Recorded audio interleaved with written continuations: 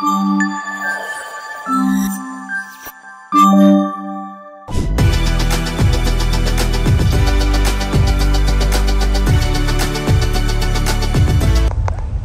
Guys, welcome to Naveen the ultimate channel. And ఈరోజు నేను commissionerate ఆఫీస్కి వచ్చాను కమిషనర్ గారిని కలవడానికి. ఎందుకు అనంటే ఈ మధ్య నాకు ఒక ఇష్యూ జరిగిందనమాట. సో ఆ ఇష్యూని సాల్వ్ చేసుకోవడానికి వచ్చాను. అదేంటి అనేది ఈ వీడియో. ఎందుకంటే ఈ వీడియో మీకు కూడా చాలా యూస్ఫుల్. నాకు ఇలా జరిగింది, మీకు కూడా జరగచ్చు. సో మీరు మోసపోవద్దని నాకంటే ఎవరో ఒకరు సలహా ఇచ్చారు కాబట్టి I could able to find it out. But ఇలా ఎవరికైనా జరగచ్చు, మీ డబ్బులు పోకుండా అండ్ మీకు ఇలా స్ట్రెస్ టెన్షన్ రాకుండా ఉండాలనేసి ఈ వ్లాగ్ చేస్తున్నాను అనమాట. సో ముందు నేను కంప్లైంట్ లెటర్ కూడా రాసుకొని వచ్చాను. I have complaint letter. So ఇందులో మొత్తం డీటెయిల్స్ అన్నీ రాశాను. సో ఇది కమిషనర్ గారికి ఇచ్చేసి ఆయనతో మాట్లాడేసి వచ్చి మీకు డీటెయిల్స్ అన్ని షేర్ చేస్తాను. మిస్టర్ పార్కింగ్ ఇచ్చారు సార్ని కలవడానికి. ఫస్ట్ టైం కలుస్తున్నా, ఫస్ట్ టైం ఇలా పోలీస్ స్టేషన్కి రావడం. So excited. నేను జైల్లో ఉంటాను, నేను సినిమాలో అట్లా ఉంటుంది. అట్లా సినిమాల్లో ఉండేలా ఉండదు, చాలా బాగుంటుంది ఇక్కడ. సినిమాలు అంతా ఫేక్లో ఉంటాయి. సో గైస్, ఇప్పుడే కమిషనర్ సార్ అవినాష్ మహంతి గారిని కలిసేసి వచ్చాము. నా కంప్లైంట్ కూడా ఇచ్చేసి వచ్చాను.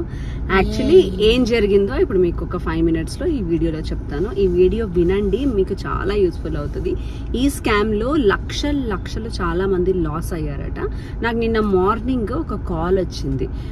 అది కూడా ఏంటి, రికార్డెడ్ కాల్. ఫెడెక్స్ కొరియర్స్ నుంచి మీ కొరియర్ రిటర్న్ చేయబడింది, మీకు కనుక ఈ కొరియర్ మళ్ళీ కావాలంటే ఒకటి నొక్కండి అని. సరే, నేను ఒకటి నొక్కాను. అక్కడ కస్టమర్ కేర్ వాళ్ళు రిసీవ్ చేసుకున్నారు. కాల్ రిసీవ్ చేసుకొని మీది ఏదో కొరియర్ రిటర్న్ వచ్చిందండి అన్నారు. ఏంటండి రిటర్న్ వచ్చిన కొరియర్ అని అంటే, నాకు జనరల్గా కొలాబరేషన్స్ అనేసి అమెజాన్లో నేను కొత్త ఇంటి కోసం చేస్తున్న ఆర్డర్స్ అనేసి బోల్డ్ అని కొరియర్స్ ఎవ్రీడే వస్తూనే ఉన్నాయి.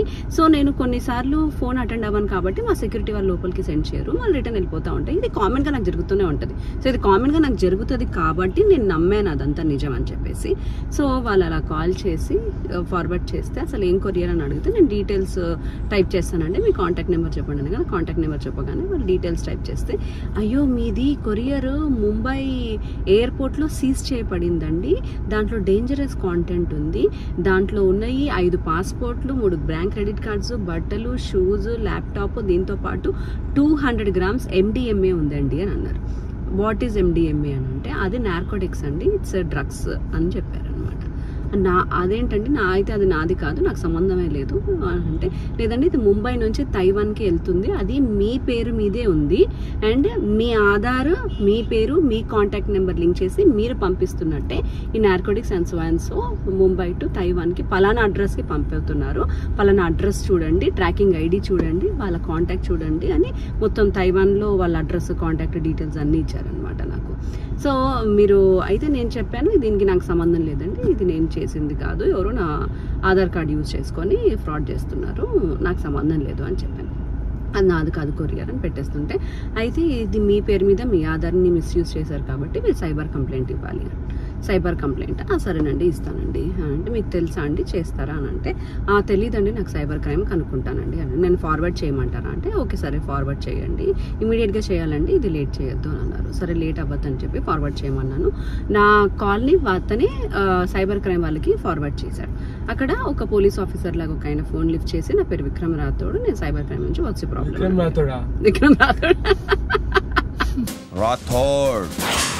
విక్రమ్ రాథోడ్. సార్ నేనేమనుకున్నానంటే నిజమే అనుకోని ఆయనకి డీటెయిల్స్ ఇచ్చాను. సార్ ఇలా ఇలా అంటే నా పేరు మీద ఇలా కొరియర్ వచ్చిందంట, ఇదే.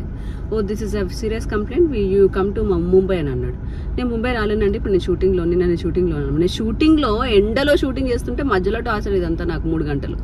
సో షూటింగ్లో ఉన్నానండి అని. అయితే మీరు ఒక వీడియో రికార్డ్ చేసి పంపండి నాకు, ఇదంతా నేను ఎంక్వైరీ చేపిస్తాను అన్నాడు. సరేనండి, ఎప్పుడు చేస్తారు వీడియో కాల్ అని అన్నారు. అయితే వీడియో రికార్డ్ ఎప్పుడు చేసి పంపిస్తారంటే, నాకు ఇప్పుడు లేదు, 9 o'clock ప్యాకప్ అవుద్దండి, ఆ తర్వాత వెళ్ళి చేస్తాను. 19th April రోజు మీ కొరియర్ వెళ్ళింది కదా, 19th April రోజు మీరు ఎక్కడ ఉన్నారు? నేను షూటింగ్లో ఉన్నానండి 19th April. ఓ అవునా, మీరు షూటింగ్లో ఉన్నారా, దాని ప్రూఫ్ ఏంటి, ఇలా చాలా అడిగాడు. తర్వాత ఎవరైతే అడ్రస్ చెప్పారో ఫస్ట్ ఫెడెక్స్ కొరియర్ అతను మొత్తం తైవాన్ది షాంగ్ చూయి అని చెప్పేసి మొత్తం అడ్రస్ అంతా చెప్పి ఇదంతా రిపీట్ చేయండి అని అన్నాడు. మీరు అంటే ఇది మన అడ్రస్లు కాదు కదా, వేరే కంట్రీ అడ్రస్ కదా, మీరు సరిగ్గా నోట్ చేసుకున్నారు లేదో, రిపీట్ చేయండి అంటే నేను రిపీట్ చేసా. మీరు చేయాల్సింది ఏంటంటే ఇలా రిపీట్ చేయకండి, ఇలాంటివి ఫెడెక్స్ నుంచి ఇలాంటి కాల్స్ వచ్చాయంటే అవి ఫ్రాడ్ కాల్స్. ఇప్పుడు నన్ను చేయబోయే స్కామ్లో ఆల్రెడీ చాలా మందిని చేశారట. నేను జస్ట్ డిస్కషన్ చేస్తే నా ఫ్రెండ్స్ ఒక 4-5 సేమ్ స్కామ్కి బలయ్యారని తెలిసింది. అండ్ ఏసీపీ సార్కి నేను ఇప్పుడే లెటర్ రాసి ఇచ్చాను అనమాట, కంప్లైంట్ ఫైల్ చేశాను. సో అప్పుడు ఆయన పిలిచి కూర్చోపెట్టి మాట్లాడారు, చెప్పారు ఈ స్కామ్కి నువ్వే కాదు చాలా మంది బలయ్యారు. Just 2 days backs FedEx scam కింద ఒక కంప్లైంట్ వచ్చింది.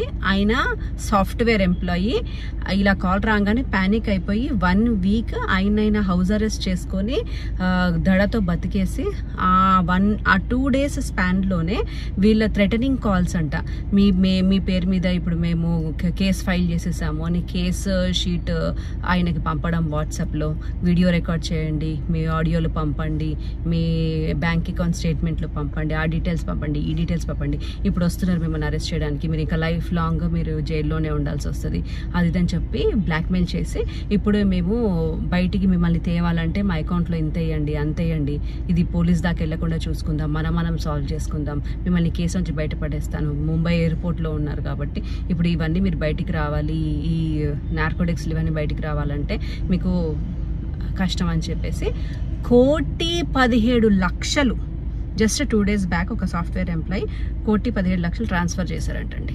ఇదే కాకుండా ఇంకా ట్రేడింగ్ యాప్లో కూడా ట్రేడింగ్ స్కామ్లు కూడా ఏమో జరుగుతున్నాయట.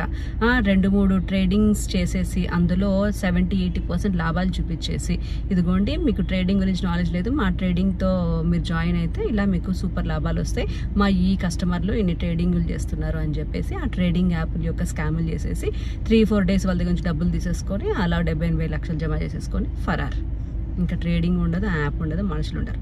సో ఫోన్ కాల్లో మీకు ఏది వచ్చినా సరే, ఎవరు ఫోన్ చేసినా సరే, అది నార్కోటిక్స్ అయినా, డ్రగ్స్ అయినా, ఈ మర్డర్ అయినా, ఏదైనా సరే ఫోన్ కాల్ ద్వారా మీకు ఏం చెప్పినా, ఎవరేం చెప్పినా వెంటనే మన పోలీసుల దగ్గరకు వచ్చేసేయండి. మన హైదరాబాద్ పోలీసులు మనకు అండగా ఉండడానికే ఉన్నారు. అది నాకు ఈరోజు చాలా క్లియర్గా అర్థమైంది. నేను ఫస్ట్ టైం విజిట్ చేస్తున్నా ఒక పోలీస్ స్టేషన్ని, ఒక కమిషనరేట్ ఆఫీస్ని.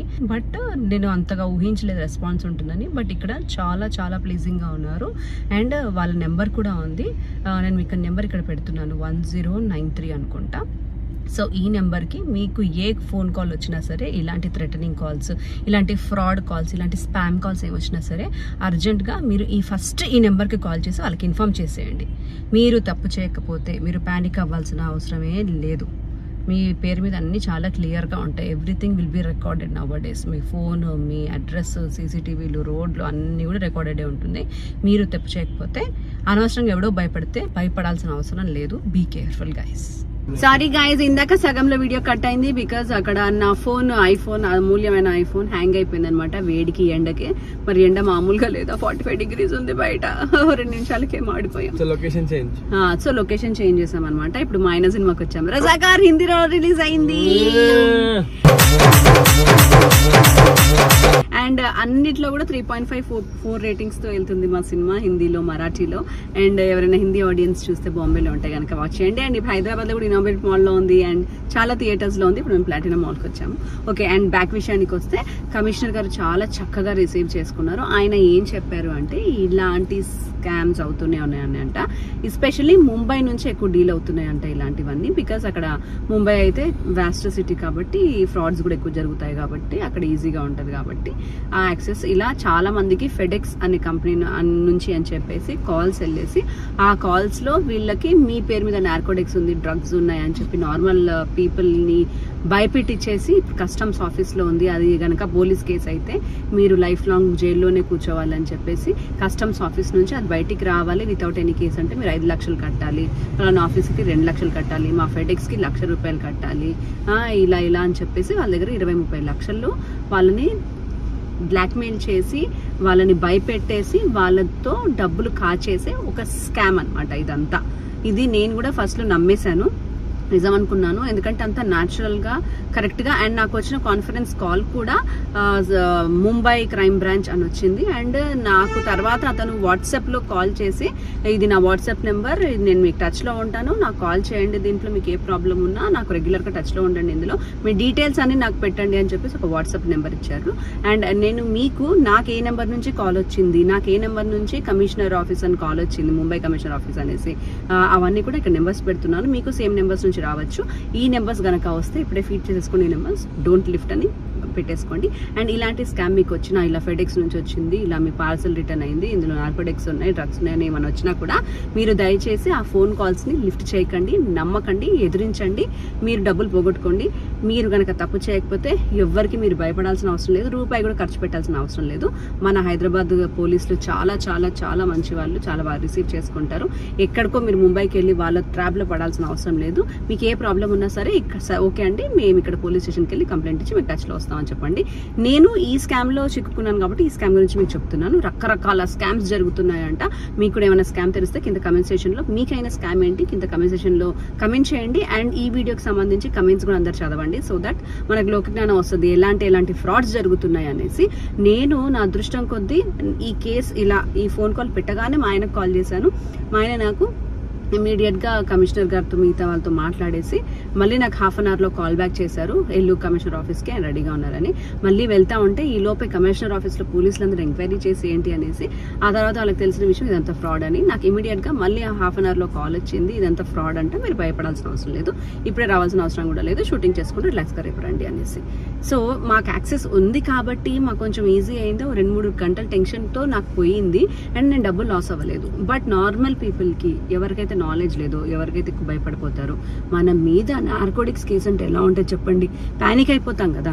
సో అలాంటి వాళ్ళందరికీ నేను మా మమ్మీకి చెప్పగానే, మా ఇంట్లో వీళ్ళకి చెప్పగానే, వీళ్ళు ఒక 1 అవర్ టెన్షన్ పడి నాకు కాల్స్ చేసి వీళ్ళతో మాట్లాడి షూటింగ్ చేసుకొని దబదబా షూటింగ్ వాళ్ళకి పర్మిషన్ తీసుకొని కమిషనరేట్ ఆఫీస్కి వెళ్ళిపోయి వాళ్ళతో మాట్లాడి, ఇదంతా సో సో సో బుల్షెట్ అండి.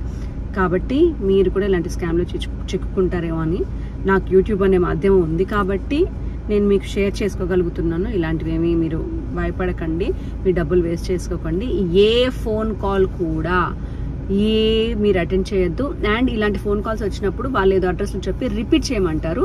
ఫోన్ కాల్స్ లో అస్సలు రిపీట్ చేయొద్దండి. వాళ్ళు ఏం చెప్పినా సరే దాన్ని మీరు రిపీట్ చేయొద్దు. మీరు రిపీట్ చేసినప్పుడల్లా మీ డీటెయిల్స్ అన్ని వాళ్ళు రికార్డ్ చేసేసుకుంటారు. రికార్డ్ చేసుకొని దాని ద్వారా మీ అకౌంట్ లో డబ్బులు ఆటోమేటిక్ గా కట్ అయిపోతాయి. సో ఏ ఫ్రాడర్స్ కి కూడా మీ ఆధార్ నెంబర్ ఎవరన్నా అడిగినా, మీ పాన్ నెంబర్ ఎవరన్నా అడిగినా, మీ బ్యాంక్ డీటెయిల్స్ అడిగినా, మీ కాంటాక్ట్ అడిగినా, ఏదైనా ఓటీపీలు అడిగినా, ఆఖరికి ఇంటికి కొరియర్ వచ్చి ఓటీపీ చెప్పండి అన్నా కూడా మీరు చెప్పకూడదు ఓటీపీలో. So be careful. నేనైతే థ్యాంక్ గాడ్ బయటపడ్డాను. ఇప్పుడే కమిషనర్ గారికి లెటర్ సబ్మిట్ చేసి కంప్లైంట్ కూడా ఇచ్చేసి ఫైల్ చేసేసి వచ్చాను. ఎందుకు అనంటే ఇలాంటివి మళ్ళీ నాకు రాకుండా, అండ్ ఇలాంటివి ఏమైనా వచ్చినా సరే మనకి నిజంగా రేపటి రోజు ఏమైనా జరిగినా నా ఫైల్ ఉంటుంది అనమాట పోలీస్ స్టేషన్లో. సో మనం సేఫ్ జోన్లో ఉంటాం కాబట్టి. సో మీరు కూడా ఏమైనా ప్రాబ్లమ్స్ ఉంటే ఇమీడియట్గా మన హైదరాబాద్ పోలీస్కి కన్సర్న్ అవ్వండి, హైదరాబాద్లో ఉన్న వాళ్ళు. అండ్ విజయవాడ వాట్ ఎవర్ ఏ స్టేట్లో ఉన్న వాళ్ళు, ఏ ఊర్లో ఉన్న వాళ్ళు ఆ దగ్గరలో ఉన్న పోలీస్ స్టేషన్కి ఇమీడియట్గా కంప్లైంట్ చేయండి. అండ్ ఫస్ట్ టైం వీళ్ళిద్దరిని ఇవాళ నేను కమిషనర్ ఆఫీస్కి తీసుకెళ్ళి, ఎలా ఉందిరా? చాలా బాగుంది, ఎంత బాగుంది కదా రిసీవింగ్ అంతా కూడా. అండ్ ఐ థ్యాంక్ మన కమిషనర్ అవినాష్ మహంతి గారు, చాలా బాగా రిసీవ్ చేసుకున్నారు. విత్ ఇన్ టైంలో నాకు కన్సోల్ చేశారు, ప్రాబ్లమ్స్ చెప్పారు, ఇలా ఉంటాయి, బీ కేర్ఫుల్ అని కూడా చెప్పారు. వీరైతే అందరికి చెప్పండి, ఎడ్యుకేట్ చేయండి అని కూడా చెప్పారు. Thank you so much. And మా వాడైతే ఏదో మంచి టీవీ సీరియల్ సినిమాలాగా ఎక్స్పెక్ట్ చేశారు పోలీస్ స్టేషన్ అంటే. అలా ఉండదు, ఎంత బాగుంది చూడు, ఎంత హైజీనిక్ గా ఉంది, ఎంత క్లాసిక్ గా ఉంది. Okay, thank you guys and bye bye. Be careful.